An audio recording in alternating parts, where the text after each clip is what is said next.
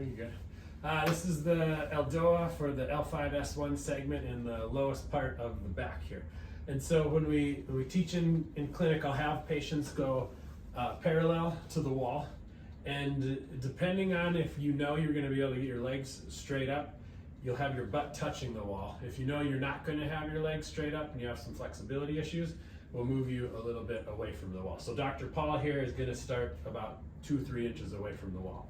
And then when you come down, lay on your back and then put your legs up against the wall.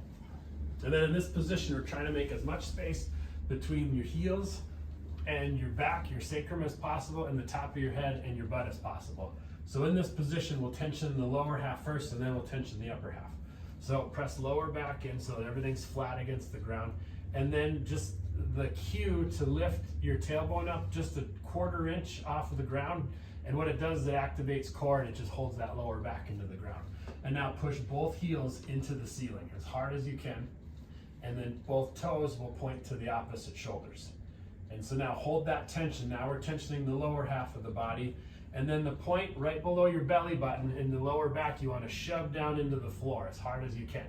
And so now we have that tension. And so the upper half to tension, make as much space between these 2 points so you'll tuck chin just a little bit.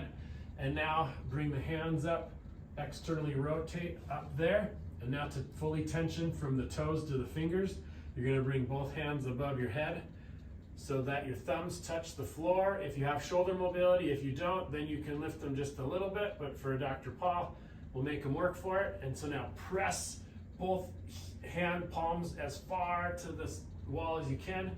And butt will be here. Press your heels into the ceiling. Toes to the opposite shoulders, and then press this below belly button down into the floor and breathe for 1 minute.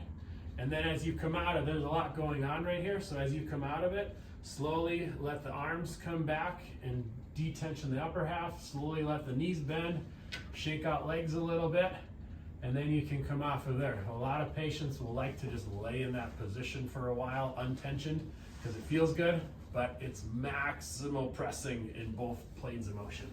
That's the L5-S1 Eldoa.